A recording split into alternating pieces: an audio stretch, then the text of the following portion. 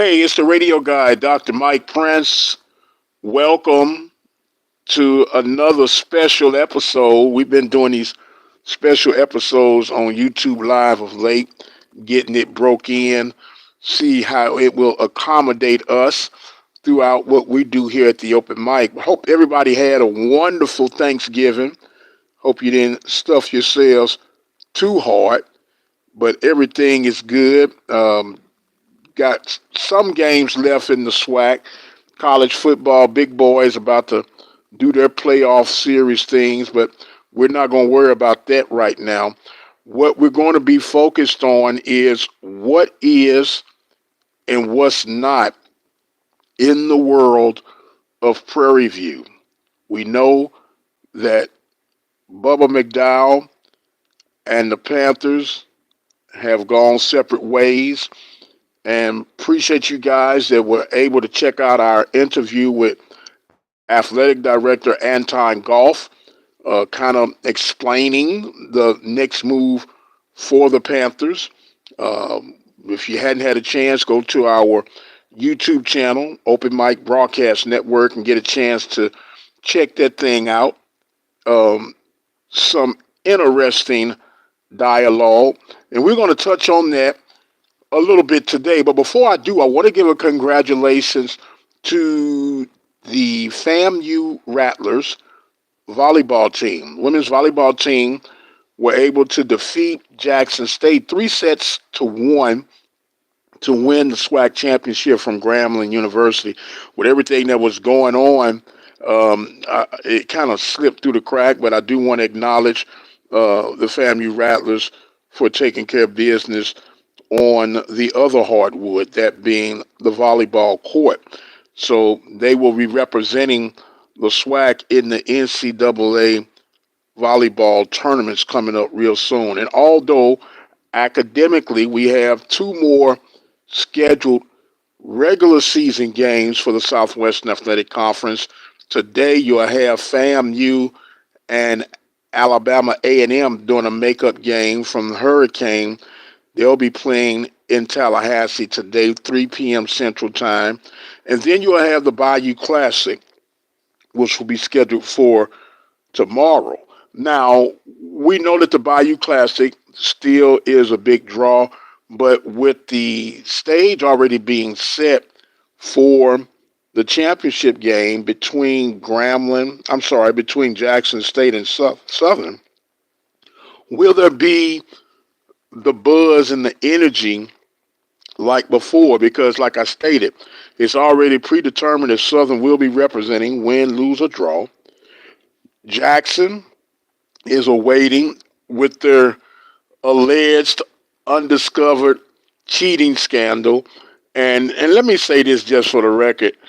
Um, I don't really buy into that Jackson State cheating narrative on Pine Bluff. No disrespect to Pine Bluff, but do you really have to steal, film, and do whatever extra for that? I don't know. Maybe they had a secret weapon I was unaware of. Yeah, they beat my Panthers, but I don't know about that one. And let me state this as well. Everybody's always talking about cheating and integrity and this, that, and the other. And if you could find an advantage over your opponent and it's not putting anyone in harm's way, I mean, they do it all the time. They do it in business. They do it in life. You know, it's about trying to get your hustle on, trying to get your next move. Like they say, let your next move be your best move. I don't really put all that in because you could know my playbook, you could know the formation, but you still have to stop it. I still have to execute it. So I personally don't put too much weight in those type of scenarios. But I know it's a big thing. It's a buzzing thing. And we'll see if Coach T.C. Taylor and the Tigers of Jackson State can overcome the buzz noise when you have the face-off for the SWAC championship game scheduled for December 7th, 1 p.m. Central Time from Jackson, Mississippi. And pretty interesting to see. When you look at the measure of the tape, who do you think would best fit against South Carolina State, who will be awaiting them from the MEAC side. They've had a couple of weeks of extra rest and preparation ahead of the game. The SWAC opponent will be behind the eight ball, but that's no excuse. That's the way it's been set up, and you want to find out exactly how and who would be the better fit for South Carolina State. Now, if I had to put my name in the hat, I'm going to say Jackson would probably be a better fit for the style of play and the consistency that Jackson has been showing throughout the season. But that's neither here nor there. We'll get a chance to see how all of these things will unfold. I want to remind that you are listening to live right now a special episode of the Mike Prince Show by way of YouTube Live. And this is one of the bonuses that we're going to start featuring for the people. We'll give you some content that can only be found on our YouTube page, can't find on any of our other platforms.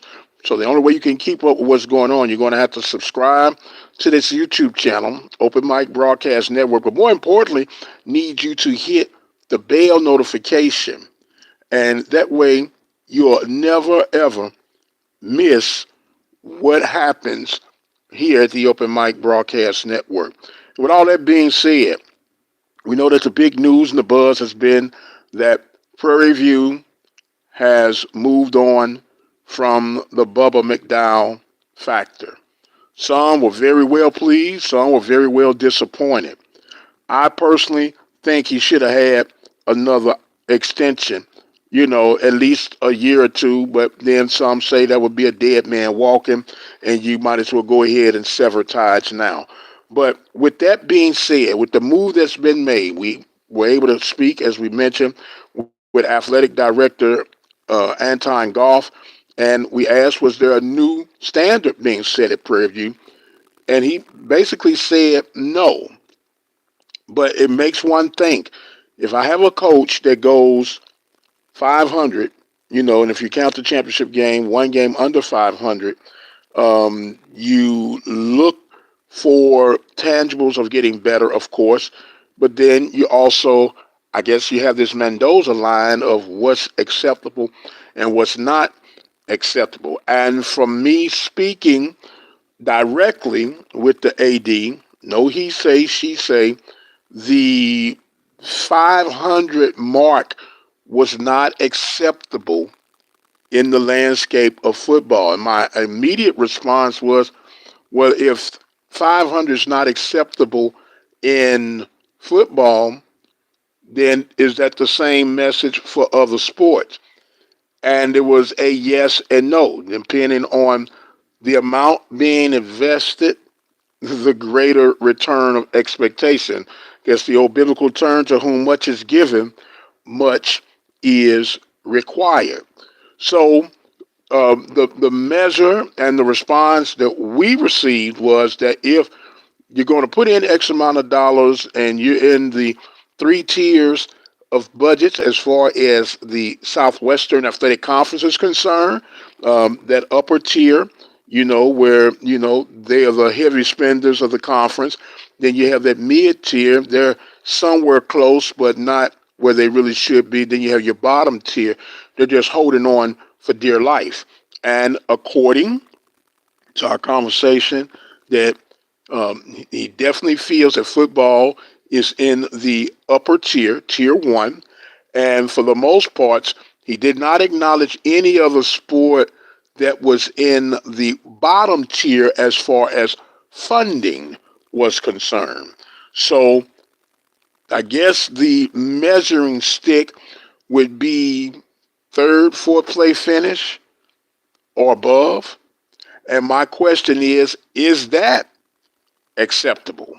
Is that something that you as an alum, as a supporter, as a fan would be happy with being mediocre? And I understand it is an academic first university, which I'm all for that. One of the things that drew me to Prairie View as a student athlete.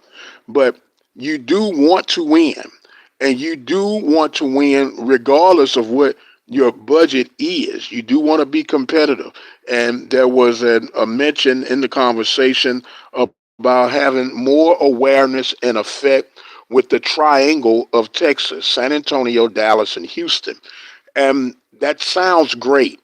Sounds absolutely fantastic. But is it our Prairie View A&M University reality? It sounds good. We hear all the time, man, we need to recruit in Texas. We need to, well, recruiting is a two-way street. It's like asking a lady out on a date. You can't go on a date if she don't say yes to the date or the invite. So you can pursue, you can recruit, you can court, you can try to fandangle and do whatever you need to do or think you need to do. If they say nay, it's not going to happen. And so if we're talking about football right now because that's the horse that gets it done, right? That's the main attraction. That's the king of the ring. In football in the state of Texas, if you have a student athlete, especially with the NIL paralysis running around, who thinks that they are worth anything, Prairie View is not going to be at the top of the radar. And that is not being a hater. That's being realistic. But we're talking about Division I football. So the next thing you're going to have to do is try to draw from other states. You're going to have to draw from other states. That's where the Louisianas, Mississippi's, Arkansas fit in. And if you're lucky, New Mexico or Oklahoma. Those are some of the states that are close proximity to the state of Texas, still have some quality players there to get what you need done on that next level. I'm not saying you do not continue to press the mark and kick the tires in Texas, but not every student athlete, and let's be real about it, not every student athlete that's of African American descent has Prairie View Circle as they go to school, as their go to program. That's not our reality. So we have to be able to hone in on developing players. We have to be able to hone in on accepting that we might get some undersized players that are football players. But when you get guys coming in on our levels in the FCS and they already think like they're doing or act like they're doing you a favor for being there, you're creating other problems. And it's a problem that realistically, and I've discussed this with Coach AD, I say Coach AD, but AD Golf, we discussed this, the FCS. We are part of it, but we're not a part of it. We complain if we do not get an at-large bid for the FCS playoffs, which, by the way, started this week. And we say, well, we had a team that went XYZ. And I hear every coach that I've spoken with, every administrator that I've spoken with, is that, well, we feel like we put together a good schedule. Of course, the Celebration Bowl is our destiny, but we think we did good enough. We should get an at-large bid. Stop. Stop right now. Why are we complaining about not getting invited to an FCS playoff when we willingly gave up our automatic bid to be included in the FCS playoffs? And for those who may not be aware, every FCS program has to pay a quote-unquote membership fee. So we are paying this membership fee to be associated with the FCS, but yet we denied ourselves the automatic bid because two of the blue bloods in our conference will not give up their game. And we know it's the Bayou Classic. And I'm okay with that if that's the way we're going to roll. But we can't be whining when we do not get an invite because we feel like we had a team that was technically either 2 or 3 on our radar that was snubbed. We can't have our cake and eat it too. They've created this moving target. We fail for the okie doke. Now we got to deal with it. We got to deal with it. So it goes back. It's Celebration Bowl or bust. We heard Coach Golf. I keep saying Coach Golf. He's the coach of coaches. So AD Golf said his desire for Prairie View is to be in the top 25 for FCS. And that is very, very admirable and to a degree achievable. But realistically, how will we get there with the hands that we've been dealt? How can we consistently? Then you got to factor in to whom much is given, much is required. Prairie View is an exception to the rule as far as their administration rules for student athletes, for students, period. And that's okay.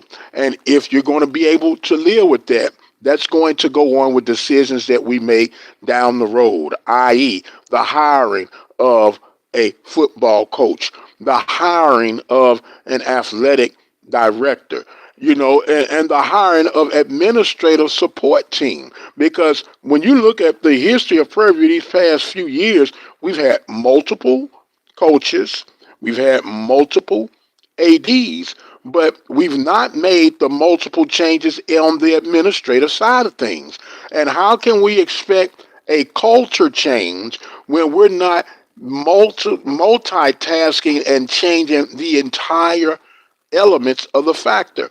Because one need to know what the other is doing, and everybody has to be on the same page. You can't come in here disrupting the new energy, the new vibe, and then wonder, well, why we keep being at this Mendoza line of mediocrity. Well, that's because the culture has been set.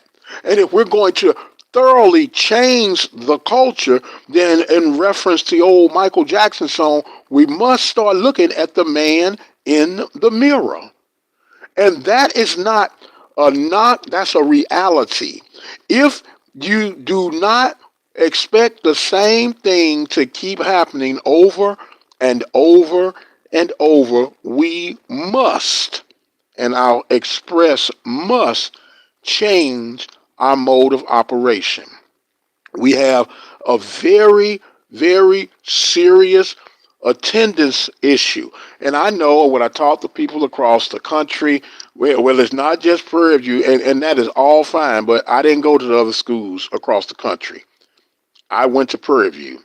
I support the entire conference, but I support Prairie View. And if we are going to do this social evolvement, this butterfly, turning from a caterpillar to a butterfly, then we got to go in full Monty. We got to go in full Monty. Now, once again, based on my conversation with AD Golf, okay, as Dion say, the change is coming. It's here. I don't know if he got his Louis with him, but the change is here.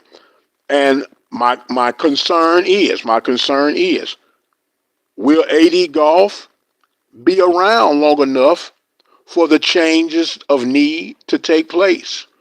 Will he A, get frustrated, or will he B, be castrated? And I'm not trying to be funny when I say that, but we know that if you come in with a certain temperature, if you don't get right, you're going to get gone. And what remains to be seen is who is Prairie View. You mean, what do you mean, who is Prairie View? What are you talking about? Let's go up and down the gamut. Where can we truly say that Prairie View's identity is this? I know the academia piece, but when it comes to athletics, you hear it all the time. Man, beautiful campus, beautiful facilities. And you hear coaches from the outside looking at, man, if I was here, I can get this, until they get here. And when they get here, It's a totally different music playing to what lured them over. So now we have to look at ourselves. Are we fool's gold, or are we on the move of the right trajectory? And time's going to be remain. We know that every athletic director feather in his cap is the hire of a football coach. And when ADs hire football coaches, their clock begins to tick. In the case of Bubba, and I almost said versus, but it's not versus, but in the case of Bubba and Golf inherited Bubba. So his crutch, if you will, that's not my guy. That's not my guy. So now he has a chance to get his guy. And if he chooses his guy, then does that mean the clock officially starts running? And when that clock starts running, how long would it be till we hear next? Gather up, potential ADs. It's time for another quote unquote nationwide search. Here's another thing that concerns me. When you make a move like this, you already should have a short list. And when I say short list, I do mean short list of those who you will have or desire to have in that seat. This should not take 90 days. This should not take 60 days.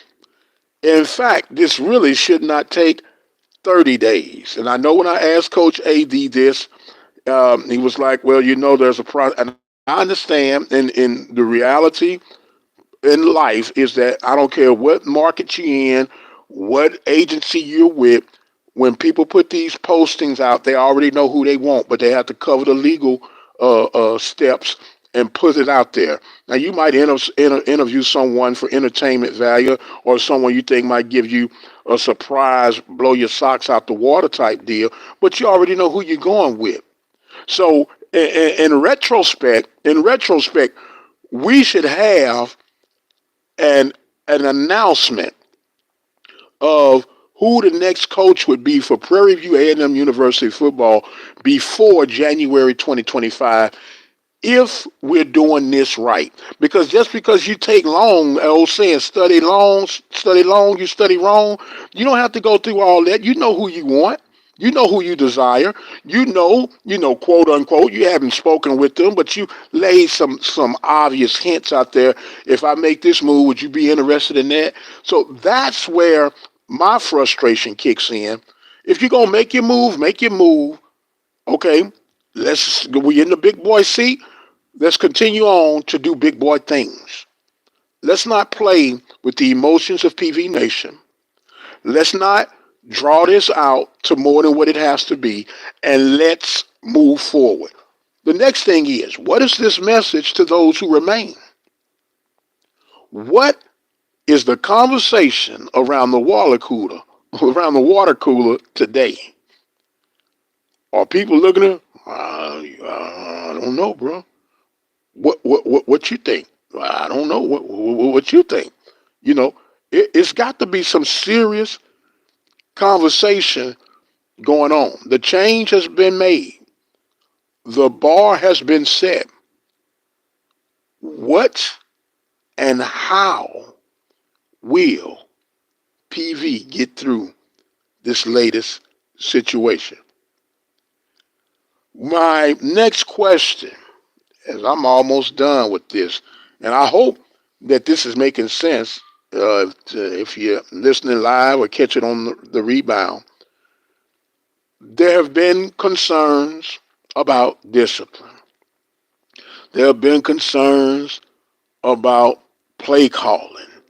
There have been concerns about personalities. Who and what type of coach do you think Prairie View needs versus to what they might want?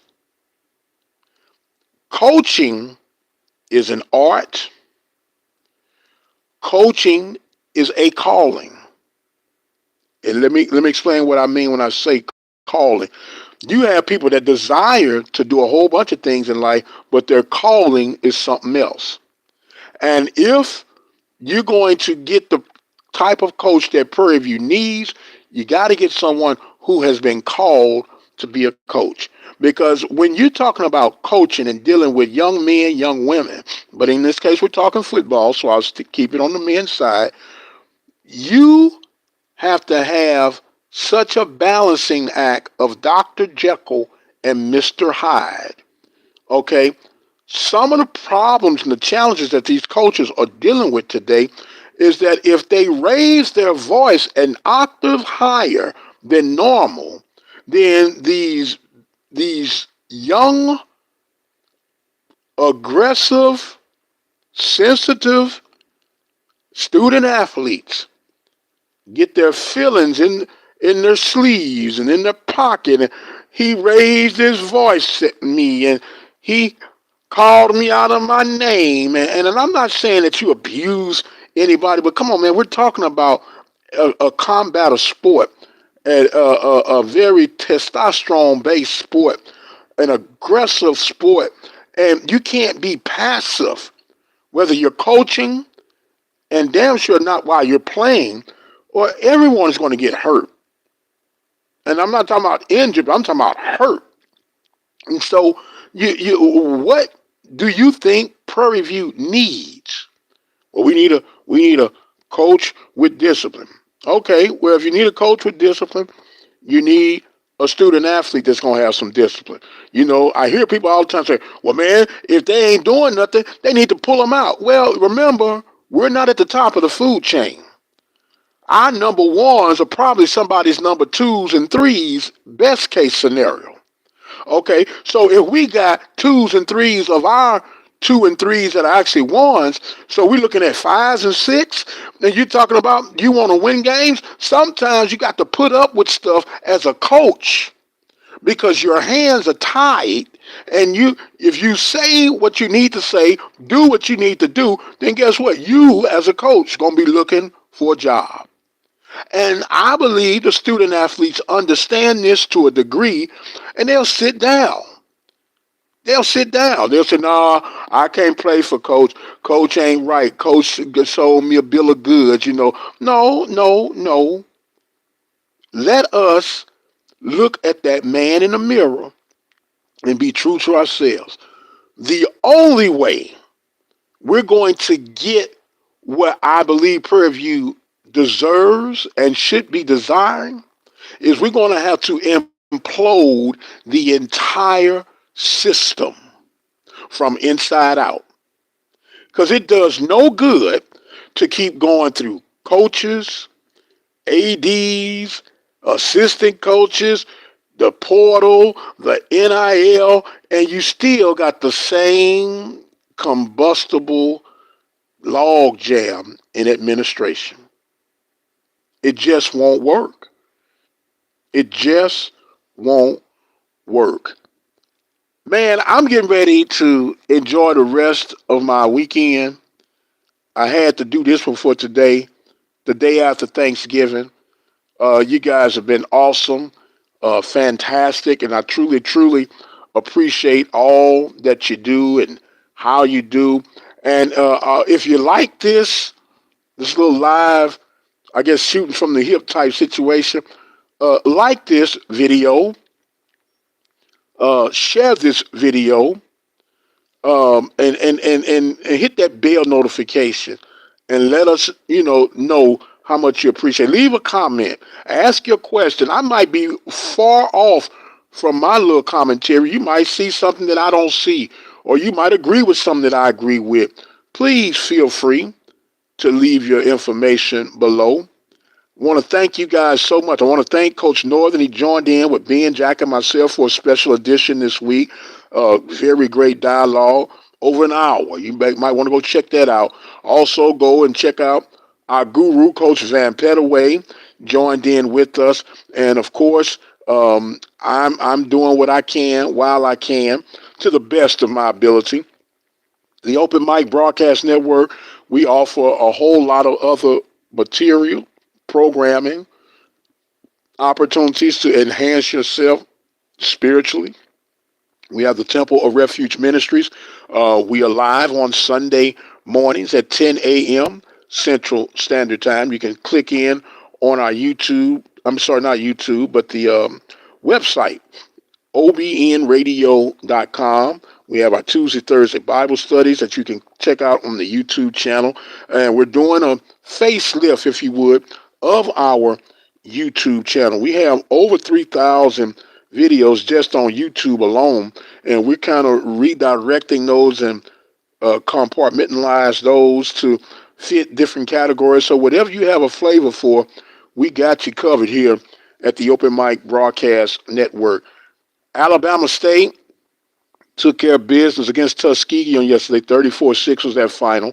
FAMU and Alabama A&M will do battle today. And, of course, the Bayou Classic, where we have Grambling and the Southern Jags doing battle. I am the radio guy, Dr. Mike Prince. Want to thank you so much. As always, you guys be blessed, and we shall see you on the other side.